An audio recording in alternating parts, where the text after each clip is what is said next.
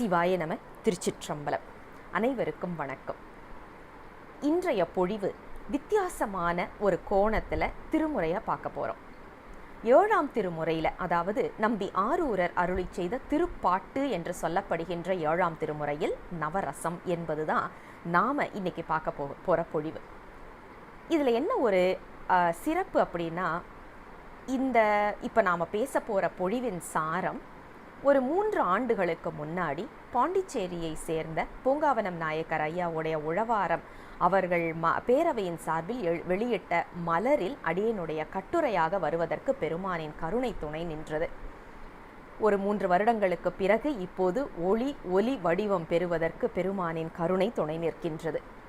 அதனால் பேரவையில் உள்ள அனைவருக்கும் எனது நன்றி கலந்த வணக்கங்களையும் சொல்லி, ஏன்னா முதல்ல அவங்களோட இதில் தான் இந்த கட்டுரைக்கு அங்கீகாரம் கிடைச்சிதுன்றதால நம்ம நன்றி சொல்லி ஆகணும். சொல்லிட்டு இப்போ நாம் நேரடியாக பொழிவுக்குள்ள போகலாம். அதாவது நவரசம். இந்த நவம் ரசம் என்ற 2 சொற்களுமே தமிழ் சொற்கள் கிடையாது, வடமொழி தான். நவம் என்றால் 9, ரசம் என்று சொல்லியாச்சுன்னா உணர்வுகள் அப்படின்ற ஒரு பொருளில் வரும். இப்போ இதில் பார்த்தீங்கன்னா, மனிதனை மிருகங்களிடம் இருந்து வேறுபடுத்தி காட்டுவது எது அப்படின்னு பார்த்தோம்னா இந்த நவரசங்கள் தான், இந்த உணர்வுகள் தான். ஒரு மனிதனுக்கும் மிருகத்துக்கும் முக்கியமான வேறுபாடு என்ன அப்படின்னா, ஒரு மனிதனுக்கு வருகின்ற 9, அதாவது தொல்காப்பியத்தில் 8 தான் சொல்லப்படுகின்றது, அதை நம்ம இன்னும் கொஞ்சம் நேரத்தில் பார்ப்போம். இந்த 9 உணர்வுகள் அப்படின்னு சொல்கிறது நம்மளுடைய வடமொழியில் இருந்து எடுக்கப்பட்டது, அதில் இருந்து வருவது தான். ஆனால் இது மனிதனுக்கு தனித்துவம் வாய்ந்த ஒன்று. மிருகங்களுக்கு இல்லையா அப்படின்னு ஒரு கேள்வி வரலாம். மிருகங்களுக்கு இருக்குது, ஆனால் அந்த மிருகங்களுடைய முக்கியமான வாழ்க்கை எப்படி செல்லுது அப்படின்னு பார்த்தா கோபம் என்று ஒன்று உண்டு அதுங்களுக்கு. ஏன் அப்படின்னா, உணவு கிடைக்கல அப்படின்னா கோபம் வரும், அல்லது டெரிட்டோரியல்னு சொல்கிறோம் இல்லையா, அதனுடைய இடம் என்று வளைக்கும் போது அதில் வேறு மிருகங்கள் வரும்போது அந்த கோபம் அதற்கு வரும். இப்போ ஒரு காட்டுக்கு ஒரு சிங்கம் தான் ராஜா அப்படின்னா இன்னொரு சிங்கம் வந்ததுனாக்க அது சண்டை போடும், இதற்கு கோபம் வரும். அல்லது இனப்பெருக்கத்திற்காக ஒன்று சேரும். அதை தவிர்த்து நாம் மனிதர்களுக்கு சொல்லுவது போன்ற உணர்வுகள் மிருகங்களுக்கு இல்லை. அதுதான் இந்த பொழிவோடைய மிக முக்கியமான நோக்கம். ஏன்னா மனிதனை வேறுபடுத்தி காட்டுகின்றது. அந்த மனித நேயத்தில் இருந்து அடுத்தது சிவமாம் தன்மை பெறுவதற்கு நாம் அதை உணர வேண்டும். ஏன்னா தன்னை உணர்ந்தால்தான் தலைவனை உணர முடியும். முதல்ல நம்மை உணர்வதற்கான ஒரு முயற்சியாகத்தான் இந்த நவரசங்களையும் நாம் தொட்டு பார்க்க போகின்றோம். இதில் என்னெல்லாம் அப்படின்னு பார்த்தீங்கன்னா, முதல்ல வருவதே வீரம். வேலார் என்று ஆங்கிலத்தில் சொல்லப்படுகின்ற வீரம் மனிதனுக்கு தனித்துவம் வாய்ந்தது. அதுவும் முக்கியமாக தமிழர்களுக்கு பார்த்தீங்கன்னா, அகம் புறம் என்று அனைத்தையுமே பிரித்தவர்கள் புறம் என்று சொல்லப்படுவதில் முக்கியமாக வைத்தது வீரத்தை தான். அடுத்தது காதல், லவ் என்று சொல்லப்படுகின்ற காதல். அதற்கு அடுத்தது பார்த்தீங்கன்னா, மனிதனுக்கே தனித்துவம் வாய்ந்த ஒன்று சிரிப்பு, ஹியூமர் என்று சொல்லப்படுகின்ற ஹாஸ்ய உணர்வு. அடுத்தது கம்பேஷன், இரக்கம் என்று சொல்லப்படுகின்ற கம்பேஷன். அது அல்லாமல் இன்று நம்ம நிறைய பேர்கிட்ட பார்க்குற ஒரு விஷயம் கோபம் என்று சொல்லப்படுகின்ற ஆங்கர். அதோடு ஹேட்ரட் என்று சொல்லப்படுகின்ற வெறுப்பு, ஃபியர் என்று சொல்லப்படுகின்ற பயம், வண்டர் என்று சொல்லப்படுகின்ற ஆச்சரியம், பிளிஸ் என்று சொல்லப்படுகின்ற அமைதி. இந்த அமைதி என்பதை தவிர்த்து மற்ற 8ஐயும் நமக்கு தொல்காப்பியத்தில் பொருளதிகாரத்தில் நாம் பார்க்க முடிகின்றது, மெய்ப்பாட்டியல்ல. இன்னும் ஒரு படி மேலே போய் நம்ம தொல்காப்பியர் அந்த 8ஐ 32ஆக விரிச்சிருப்பார். அதை நாம் இன்னொரு சந்தர்ப்பத்தில் நாம் அதை சிந்திக்கலாம். ஆனால் அது அற்புதமாக இருக்கும். அந்த அளவுக்கு நாம் போனோம் அப்படின்னா ஒரு திருமுறையும் நாம் நன்றாக உள்வாங்கி இருக்கிறோம். ஏன்னா அந்த உணர்வுகள் புரியணும் அப்படின்னா நன்றாக உள்வாங்கினால்தான் புரிந்து கொள்ள முடியும். அப்படி ஒரு கண்ணோட்டத்தில் நாம் இன்னொரு நாள் பார்ப்போம். இன்றைக்கி மேலோட்டமாக இந்த 9 நவரசத்திலே நின்றுடுவோம். இதில் அந்த அமைதி என்று சொல்லப்படுவது தமிழில் அதில் கிடையாது. காரணம் என்னென்னா, ஒன்றும் இல்லாத ஒரு உணர்வு ஜடமாக இருக்க முடியாது அப்படிங்கிறது ஒரு குறிப்பு நம்மளுக்கு. அது சைவத்திலையும் உள்ள ஒரு இதுதான். ஆனால் நாம் இன்றைக்கி என்ன பண்ண போகிறோம், 7ஆம் திருமுறையில் இந்த 9 ரசங்களும் எங்கேயெல்லாம் நமக்கு நம்பி ஆரூரர் கையாண்டிருக்கிறாருன்னு பார்க்க போகிறோம். இதில் என்ன சிறப்புன்னா, இந்த கண்ணோட்டத்தில் நம்பி ஆரூரருடைய தேவாரத்தை எடுத்து பார்க்கும்போது தான் சில பதிகங்களில் மட்டுமே 5லிருந்து 6 உணர்வுகளை கலவையாக கொடுத்துருக்கிறாரு. எல்லாமே கலந்து வருகின்ற ஒரு அமைப்பை வந்து நாம் நம்பி ஆரூரரில் பார்க்க முடிகின்றது. பெருமானை தோழமை உணர்வோடு பார்த்தவர் இல்லையா, அதனால் இந்த உணர்வுகள் எதுக்குமே பஞ்சம் இல்லாத அளவுக்கு கொடுக்க முடிஞ்சிருக்கிற அவரால். ஏன்னா நாமளாக நம்ம யார்கிட்ட இருப்போம் அப்படின்னா நம்ம தோழர்கள்கிட்ட தான் இருப்போம். அம்மா அப்பாட்டையோ எஜமானன்கிட்டையோ இருக்க முடியாத சில உணர்வுகளை அவங்கள்ட்ட மறைச்சிக்குவோம். ஆனால் தோழன்கிட்டையும் தோழிக்கிட்டையும் நம்மளை அப்படியே வெளிப்படுத்தி கொள்வோம். அதை தான் இந்த இடத்துல நாம் பார்க்க முடிகின்றது. சரி, முதல்ல வீரம் என்று சொல்லப்படுகின்ற வேலை. அதாவது வீரம் என்று சொல்லியாச்சுன்னா நமக்கு வந்து போர் செய்வது, கத்தி எடுத்துகிட்டு போயிட்டு எதிராளிக்கு முன்னாடி தைரியமாக நிற்கிறது, இதெல்லாம் ஒரு விதம் என்று சொல்லியாச்சுன்னாலும் சைவத்தை பொறுத்த வரைக்கும் வீரம் என்று எதை சொல்கின்றோம் அப்படின்னா ஒரு சில விஷயங்களை நாம் ரொம்ப ஆணித்தரமாக சொல்லுவோம். ஒன்று, நம்மிடம் இருக்கக்கூடிய அந்த 5 களிறுகள் இருக்கு இல்லையா, அந்த 5 களிறு தான் என்னன்னு தெரியும், நம்ம ஞானேந்திரியங்கள் தான், வேற என்ன, அல்லது நம்ம தன்மாத்திரைகள் என்று எடுத்துக்கொள்ளலாம். ஏன்னா அதுதான் எல்லாத்துக்கும் மூலம். நம்மளுடைய அந்த தன்மாத்திரைகள் சுவையொளி ஊரோசை நாற்றம் என்று சொல்லப்படுகின்ற இந்த 5ம் நம்மை படாத பாடுபடுத்திட்டு இருக்கு. வீரம் என்றால் என்ன அப்படின்னா தொண்டர் 5 களிறு அடக்கியவர்கள். தொண்டர்கள் என்று சொல்ல அந்த 5 களிரையும் அடக்கியவர்கள். அதற்கு எவ்வளவு பெரிய வீரம் வேண்டும்னு யோசிச்சு பாருங்க. நம்ம முன்னாடி எப்படிப்பட்ட பிரச்சனை வந்து நின்றாலும் நாம் சமாளித்து கொள்ளலாம். ஆனால் நல்லா சமைச்சிட்டு இருக்கும்போது நம்ம மூக்கு அந்த பக்கம் போகாதுன்னு சொல்லி பாருங்க, கேட்காது. அழகான ஒரு வாசனை வருது ஒரு இடத்துல இருந்து, நம்ம மூக்கு அது தானாக அதை நுகர்ந்துட்டு போகும். இந்த 5 பொறிப்புலன்களால் நாம் படுகின்ற அவஸ்தை தான் மிகப்பெரிய அவஸ்தை. வீரம் என்று சொன்னால் அதை அடக்க வேண்டும் முதலில். இரண்டாவது, ஒரு தெய்வ கொள்கை, ஒரு தெய்வ வழிபாடு என்பது மிகவும் முக்கியத்துவம் வாய்ந்தது. ஏன் இன்னைக்கு வந்து அதை வீரத்தில் வச்சு நாம் பார்க்குறோம் அப்படின்னா, ரொம்ப ரொம்ப சுலபமாக சொல்லணும் அப்படின்னா, உனக்கு பணம் வேணுமா, இன்னைக்கு இவ்வளோ பிரச்சனை இருக்கா, இந்த சாமியை போய் கும்பிடு பணம் கிடைக்கும் அப்படின்னா, சரி பரவாயில்ல அவருக்கும் ஒரு பூவை வச்சிருவோமே அப்படின்னு தோணும். நம்ம மனசை இல்லை எனக்கு சிவம் ஒன்று போதும் அப்படின்னு எத்தனை பேரால் ஒரு தெய்வ கொள்கையில் நம்மளால் நிற்க முடியுது யோசிச்சு பாருங்க. அது வீரம்.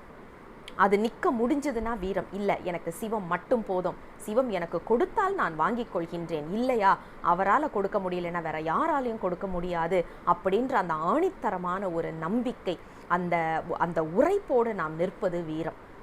இதை வந்து நம்ம நம்பி ஆரூரருடைய திருப்புகலூர் பதிகத்தில் பார்க்க முடிகின்றது. அதாவது தம்மையே பேசி இச்சை பேசினோம் அப்படின்னு மன்னிக்கணும், தம்மையே புகழ்ந்து இச்சை பேசினோம் அப்படின்னு ஆரம்பிக்கிற அந்த பதிகத்தில் பார்த்தீங்கன்னா அவ்வளவு ஒரு வீரத்தோட பாடியிருப்பார்.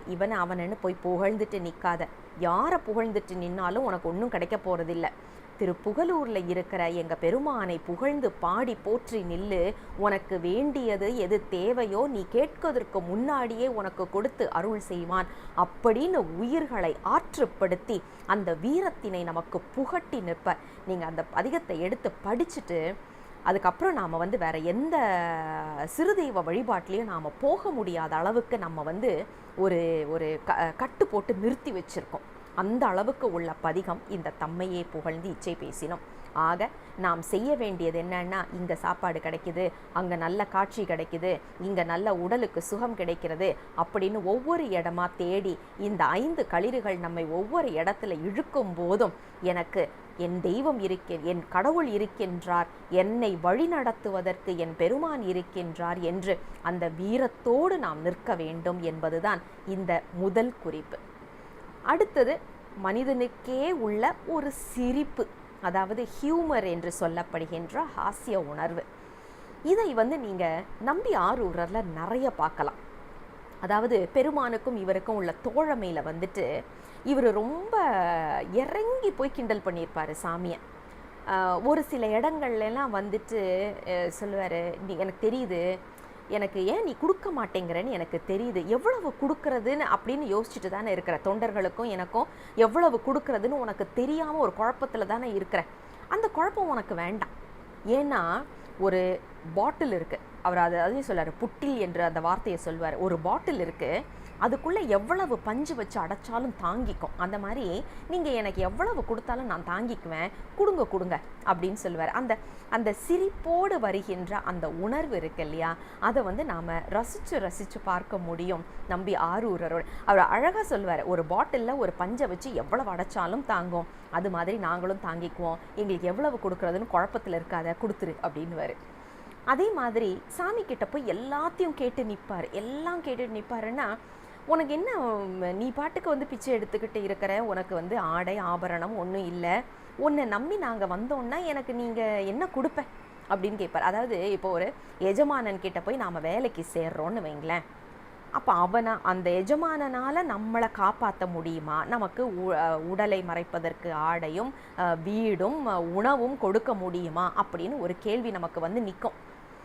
அந்த எஜமானனே பாப்பராக இருக்கிறான்னு வைங்க, அவன்கிட்ட போய் நாம் வேலைக்கு சேருவோமா? நம்பி அதையும் சொல்லுவார், ஏன்பா நீ வந்து தோலை உடுத்துக்கிட்டு இருக்கிற, வெறும் ஒரு காளையில் வந்துக்கிட்டு இருக்கிற, ஒரு ஸ்பீடாக போகிற வாகனம் கூட உங்ககிட்ட கிடையாது, ஒரு காலை தான் வச்சுருக்கிற, உன்னுடைய ஆடையும் இப்படி இருக்குது, நீ வச்சிருக்கிறதெல்லாம் பார்த்தீங்கன்னா எல்லாரும் வேண்டான்னு தூக்கி போட்டது, எலும்பு ஓடு ஊமத்த மலர் இப்படி தான் நீ எடுத்து வச்சிருக்கிற, உன்னை நம்பி நாங்கள் வந்தால் நீ எங்களுக்கு என்ன செய்வ அப்படின்னு கேட்பாரு. இதையெல்லாம் பார்த்தீங்கன்னா அந்த சிரிப்பு என்று சொல்லப்படுகின்ற ஹாஸ்ய உணர்வில் நாம் பார்க்க முடியும். இதை தான் வந்து நமக்கு ஒரு பதிகமாக நீங்கள் பார்க்கணும் அப்படின்னா திரு நாகை காரோணம், அது நம்ம எல்லாருக்குமே தெரிஞ்சது தான். பத்தூர் புக்கிரந்தின் உண்டு அப்படின்ற ஆரம்பிக்கிற அந்த பதிகம், அதில் வந்துட்டு இன்றைக்கும் இன்றைய காலகட்டத்திலும் பொன் வேண்டி படிக்கின்ற ஒரு பதிகமாக இது இருக்கின்றது என்று சொன்னாலும், அந்த தோழமை உணர்வில் அந்த சிரிப்பை நிறைய இடங்களில் நாம் வச்சு பார்க்க முடியும். அடுத்தது கம்பேஷன் என்று சொல்லப்படுகின்ற இரக்கம். அதாவது பெருமானை பார்த்த மாத்திரத்தில் நம்மளுக்கு ஒரு இரக்க உணர்வு எல்லாருக்கும் வரலை. நீங்கள் யோசிச்சு பார்த்தீங்கன்னா எல்லாருக்கும் அது வருதான்னா வரலை, ஒரு சிலருக்கு தான் வந்தது. கண்ணப்பர் பெருமானுக்கு கண்ணில் ரத்தம் வருதுன்னு பார்த்த உடனே மனசு பதைக்கிறாரு. நம்மளுக்கு அது வருமா அப்படின்னா, அது என்னப்பா பெருமானு கல் தானே, அதுக்கு எப்படி ரத்தம் வரும் அப்படின்னு நாம் யோசிச்சிருவோம். டக்குன்னு நம்மளுக்கு அதுதான் வரும். நாம் இன்றைக்கி வாய் கூசாமல் சொல்கிறோம், கண்ணப்பர் மாமிசம் சாப்பிட்றாரு, நாங்களும் சாப்பிட்றோம் அப்படின்னு. கண்ணப்பர் அளவுக்கு நமக்கு அன்பு இருக்கா? கண்ணப்பரோட ஒப்பிட்டு பார்ப்பதே வந்து அடியார் நிந்தனையில் வருங்கிறத நாம் நினச்சி பார்க்கணும். அதை ஒப்பிடவே கூடாது அந்த இடத்துல. ஏன்னா அவருடைய நிலை அதாவது இப்போ பிஹெச்டி படிக்கிற ஒருத்தரை, பிஹெச்டி முடித்த ஒருத்தரை பார்த்து 1ஆம் கிளாஸில் இருக்கிறவன் வந்து கம்பேர் பண்ணால் எப்படி இருக்குமோ அந்த மாதிரி தான் நாம் கண்ணப்பரோட கம்பேர் பண்ணுறது செய்யக்கூடாத ஒரு விஷயம். அது அடியார் நிந்தனையில் வந்துடும். ஏன் அப்படின்னா அவருக்கு அந்த அன்பு தானாக வந்தது. அவர் கல்லாக அங்கே பார்க்கவில்லை. குடுமித்தேவர்னு சொன்ன உடனே அவருக்கு எல்லாமே அப்படியே சரணாகதி. அதுதான் அன்பு என்று சொல்லப்படுவது. காரைக்கால் அம்மையாருக்கு வந்தது, ஏன்பா நீ பாம்பெல்லாம் இப்படி மேலே வச்சிட்ருக்கியே, அது உன்னை கடிச்சிடாதா அப்படின்னு உருகி பாடுவாங்க. தாய்மை உணர்வு அங்கே வந்தது. கண்ணப்பரும் தன்னை தாயாக பாவித்து தான் பெருமானை பார்த்து கொண்டார். அம்மையே என்று நம்ம பெருமானே கூப்பிடுற அளவுக்கு இருந்தவங்க காரைக்கால் அம்மையார். அவர்கள் பெருமானை பார்த்து இரக்கப்படுகின்றார். இந்த மாதிரி நம்பி ஆரூரர் பாடுறாரு. அதாவது இன்றைக்கும் போனீங்கன்னா நமக்கு வந்து திரு கோடிக்குழகர் அப்படின்ற அந்த தலம் வேதாரண்யம் பக்கத்தில் இருக்குது. அந்த இடத்துக்கு போனால் இன்றைக்கும் அந்த பதிகம் வந்து நமக்கு ஞாபகத்துக்கு வரும். பெருமான் அந்த கடல் காற்றில் உட்காந்துருப்பார், தன்னந்தனியாக உட்காந்துருப்பார். பார்க்கும்போது நமக்கே யோசிச்சு பாருங்கள், இன்றைக்கி 21ஆம் நூற்றாண்டில் நாம் இதை பார்க்குறோம். 7ஆம் நூற்றாண்டு 8ஆம் நூற்றாண்டில் இவர்கள் போயிருக்கும்போது இன்னும் எந்த அளவுக்கு அது போன்னு இருந்திருக்கும் அந்த இடம் இல்லையா? அப்போது நம்ம நம்பி ஆரூரர் அவரை பார்த்த உடனே அந்த இரக்கம், ஏன்பா இப்படி உட்காந்துருக்க, அந்த உடனேயே ஏன்பா இப்படி உட்காந்துட்ருக்க, தனியாக யாருமே இல்லாமல் கொஞ்சம் தள்ளி உட்காரக்கூடாதா, கடல் காற்று உடம்புக்கு கெடுதல் இல்லையா அப்படின்னு அந்த இரக்க உணர்வு பொங்க பொங்க பாடியிருப்பார். கடிதாய் கடற்காற்று வந்து ஏற்ற கரை மேல் அப்படின்னு சொல்லி வர்ற பதிகம். அதை அந்த உணர்வோடு அந்த பண்ணோடு பாடுபவர்களை கேட்டோன்னு வைங்களேன், கண்ணை மூடிட்டு நாம் கேட்டோன்னா உள்ளுக்குள்ளால் அப்படியே பெசையும். பெருமானே அப்படின்னு பெருமான் மேலே இறக்கம் வரும். யோசிச்சு பாருங்கள், அவர் எவ்வளவு பெரிய நிலையில் இருக்கிறாரு. அவர் நம்மை பார்த்து இறக்கப்படணும், ஆனால் நம்மளுக்கு அந்த இரக்க உணர்வு அவர் மேலே வரும். அந்த அளவுக்கு அதை உருகி உருகி பாடியிருப்பார் நம்ம நம்பி ஆரூரர். அடுத்த உணர்வு கோபம். அதெல்லாம் நம்மளுக்கு சர்வ சாதாரணமாக வந்துட்டு இருக்கிறது. நம்பி ஆரூரருக்கு என்ன அங்கேயும் நாம் பார்க்க முடிகின்றது. அதாவது இதில் வந்து எப்படின்னு பார்த்தீங்கன்னா, இவர் வந்து சேரமான் பெருமாள் நாயனாரை பார்க்க போகிறாரு. அப்போது ராஜா இல்லையா, அவர் என்ன பண்ணுறாரு, நிறைய பொன் பொருள்லாம் கொடுத்து அனுப்புகிறாரு. யாருக்குன்னா நம்பி ஆரூரருக்கு பணம், அவருக்கு என்ன ஒரு செலவாக என்ன. ஆனால் பரவநாச்சியார் வந்து அடியார்களுக்கு சோறு போடுற ஒரு வழக்கத்தை அது அவங்களுடைய தொண்டு. அப்போ அடியார்களுக்கு செய்யணுங்கிறதுக்காகத்தான் இவர் ஒவ்வொரு இடத்துலையும் பணம் கேட்பார். இவருக்குன்னு ஒன்றுமே தேவை கிடையாது. அப்போ சேரமான் பெருமாள் நாயனார் நிறைய பொன் பொருள்லாம் கொடுத்து அனுப்புகிறாரு. பெருமான் என்ன பண்ணுறாரு, பூதகணங்களை விட்டு அந்த பொண்ணு எல்லாத்தையும் இன்றைக்கி சொல்கிறோம்ல லூட் பண்ணிட்டாங்கன்ட்டு, அந்த மாதிரி எல்லாத்தையும் கவர்ந்துட்டு வந்துடுறாரு. ஏன்னா அந்த இடத்துல இருக்கிற பெருமானை இவர் போய் பாடலை. அதனால இவ்வளவு பொண்ணு கொண்டு வரும்போது அதை பத்திரமா வீட்டுக்கு கொண்டு வரணுமே அப்படிங்கிற ஒரு எண்ணம் கண்டிப்பாக நம்பி ஆரூரருக்கு இருந்திருக்காது. ஏன்னா அவர் வந்து தன்னை முழுவதுமாக சரண் கொடுத்தவர். அப்படி இருக்க அங்கே சாமி இருக்கிறாரு அப்படிங்கிறதை உணராமல் ஏதோ ஒரு காரணம் பற்றி இவர் என்ன பண்ணாரு, அந்த இடத்துல தங்கியிருந்தவர்கிட்ட பணத்தை எல்லாத்தையும் சாமி எடுத்து கவர்ந்துடுறாரு. இவர் நேராக கோவத்தில் போகிறாரு. என்னத்துக்கு நீ இங்கே இருக்கிற, இன்னைக்கு நாம் கேட்போம்ல, அவன் அந்த மாதிரிலாம் பேசிக்கிட்டு போகிறான், நீ பார்த்துக்கிட்டு பேசாமல் இருந்த, என்னத்துக்கு நீ இருந்த அப்படின்னு கேட்குறோம்ல.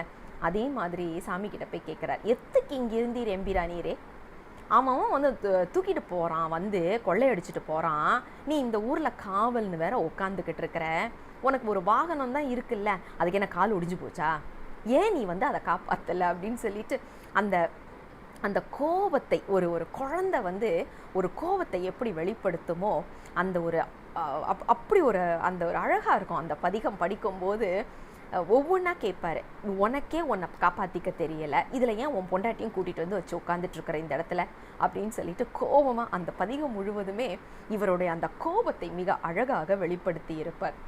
அதாவது அந்த தோழமை உணர்விலேயே வரக்கூடிய ஒரு மிக அழகான, அதாவது அந்த உரிமை பற்றின கோபம் என்று எடுத்துக்கொள்ள வேண்டும். மிக அழகான ஒரு பதிகமாக அது அமையும். அதே மாதிரி பார்த்தீங்கன்னா அடுத்தது காதல் என்று சொல்லப்படுகின்ற லவ். இதில் வந்து முக்கியமாக நாம் தெரிஞ்சுக்க வேண்டிய ஒன்று, பிரபந்த மரபியல் என்ற ஒரு நூல் இருக்கின்றது. அதில் வந்து 15வது பாடல் பார்த்தீங்கன்னா, காதலி காதலனிடம் எதையெல்லாம் தூதனுப்பலாம் என்ற ஒரு குறிப்பு வரும். எகினம் மயில் கிள்ளை எழிலியோடு பூவை சகி குயில் நெஞ்சம் தென்றல் வண்டு தொகை 10 வேறு வேறாக பிரிவித்து அடுத்து மாலை கொண்ட அன்பு ஊறிவா என்றல் தூது. இந்த குறிப்பை பார்த்தீங்கன்னா இதில் வந்து 10 விஷயங்கள் சொல்லப்படுகின்றது. அதாவது எகினம் என்று சொல்லப்படுவது அன்னம் மயில் கிளி மேகம் நெஞ்சு பூவை தோழி குயில் தென்றல் வண்டு என்று சொல்லப்படுகின்ற இந்த 10 விஷயங்களை தூது அனுப்பலாம் அப்படின்ற ஒரு குறிப்பு. இதில் நம்பி ஆரூரர் என்ன பண்ணுவார், தன்னை ஒரு பெண்ணாக பாவனை செய்து பெருமானை தனது ஆன்ம நாயகனாக வைத்து குறுகு பாய என்ற ஒரு பதிகத்தை பாடுவார். அது தூது அனுப்புவதாகவே இருக்கும். அந்த காதல் உணர்வு அத்தனை அழகாக அதில் இருக்கும். மயில் பற்றின குறிப்பு, கிளி பற்றின குறிப்பு, பூவை பற்றின குறிப்பு, மேகம் வண்டு குயில் நெஞ்சு அன்னம், இது எல்லாத்தையும் பயன்படுத்தியிருப்பார் இந்த பதிகத்தில். மிக அழகாக இருக்கும்.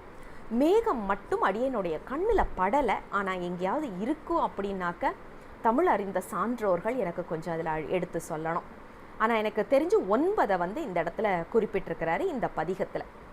ஒவ்வொன்றையா பெருமான் கிட்ட தூது அனுப்புவார். நான் இவ்வளவு கஷ்டப்படுறேனே, என் ஆண்டு அருள் செய்ய மாட்டியா அப்படின்னு சொல்லிட்டு தன்னை ஒரு பெண்ணாக பாவித்து அந்த அகம் என்று சொல்லப்படுகின்ற குறிப்பில் இந்த பதிகம் முழுவதையுமே பாடி அருள் செய்திருப்பார். மிக அழகான ஒரு ரசம் நிறைந்த பதிகம் என்று தான் சொல்ல வேண்டும். அடுத்தது வெறுப்பு என்று சொல்லப்படுகின்ற ஹேட்ரட். இது வந்து எங்கேயுமே பெருமான் மேல் நம்பிக்கை வரலை. கோபப்படுறாரு, எல்லாம் பண்ணுறாரு, எல்லாம் என்ன எந்த அளவுக்கு போகிறாரு அப்படின்னா, நல்லா இல்லையா அப்படின்ற அளவுக்குலாம் போகிறாரு. நல்லா இரு அப்படின்னுவோம்ல, அந்த மாதிரி எனக்கு சரியான சனி நீ அப்படின்வார். அதுவும் எப்படி, மகத்தில் புக்கதோர் சனி அப்படின்வார். கோபத்தில் எல்லா இடமும் பேசுவார். ஆனால் பெருமான் மேலே எங்கேயுமே அவர் வெறுப்பு காட்டல. இது நமக்கு மிக முக்கியமான ஒரு குறிப்பு.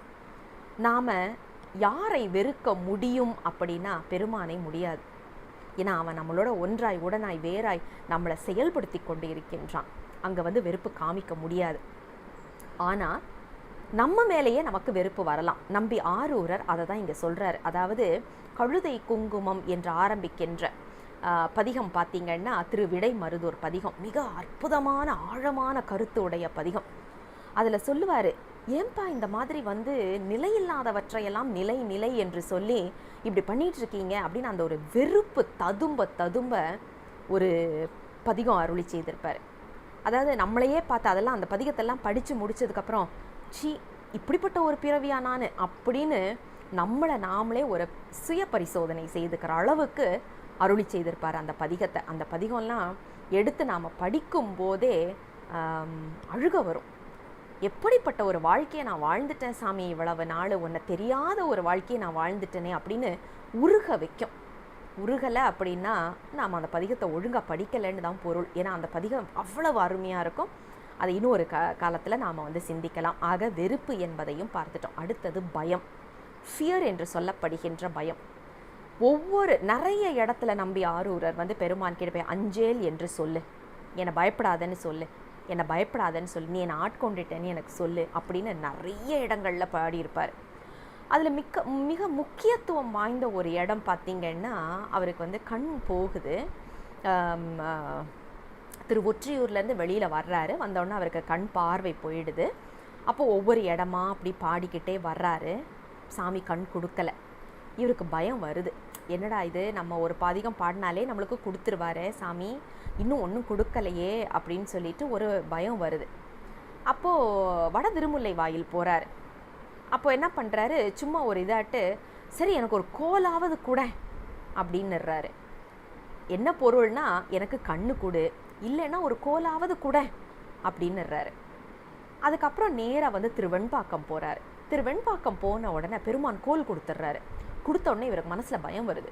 ஐயோ நம்மளுக்கு கண் இல்லையோ, கோல் தானோ. ஏன்னா யோசிச்சு பாருங்கள், இதை கூட இல்லைன்னா அதை கூட அப்படின்னா ரெண்டாவதை கொடுத்தாங்கன்னா அவள் முதல்ல உள்ளது இல்லைன்னு தானே பொருளாகும்.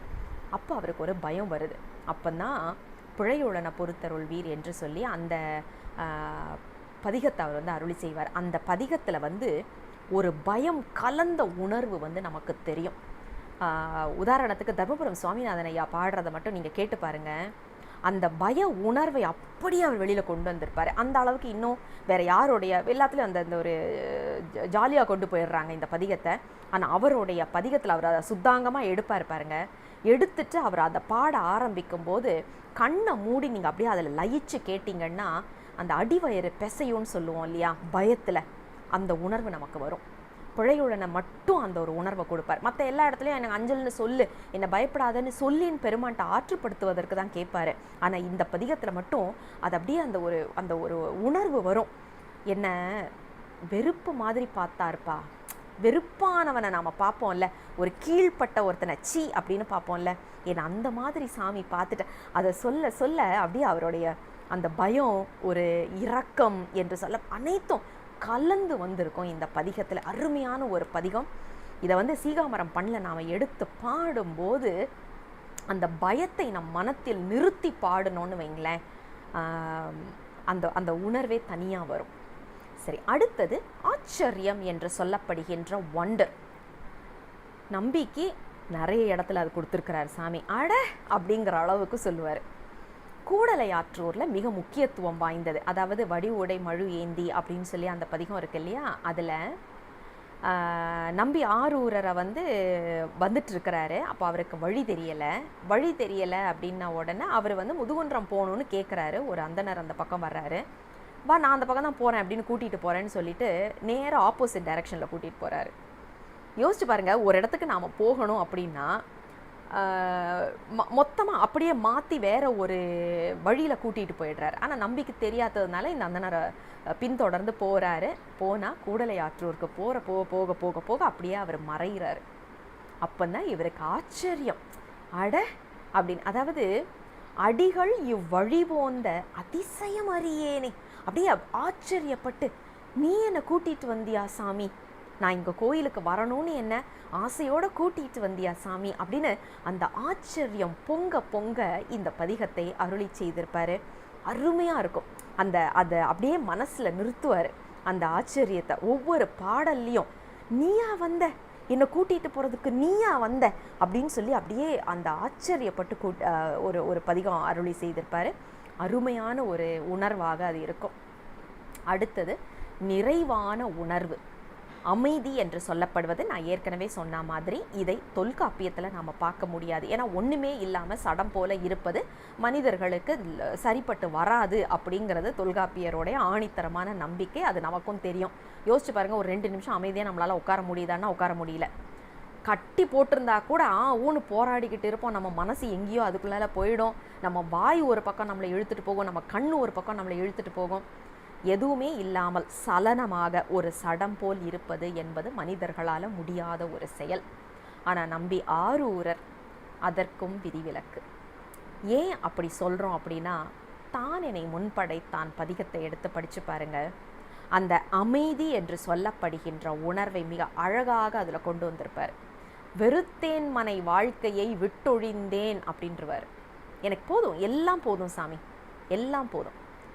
அந்த போதுன்றதை நாமளும் நிறைய சொல்கிறோம். எப்பா போதும்பா, இதுக்கு மேலே தாங்க முடியல அப்படின்னு சொல்கிறோம். ஆனால் நம்பி சொல்கிறது வேற அர்த்தம். எனக்கு எல்லாம் நிறைவாயிருச்சு, போதும் சாமி. அவர் சொல்கிற போதுங்க நம்ம சொல்கிற போதும்க்கும் மலைக்கும் மடுவுக்கும் உள்ள வித்தியாசம். நாம் ஐயோ என்ன அடிக்கிறான்ப்பா, போதும்பா அப்படிங்கிறோம். ஆனால் அவர் போதும்.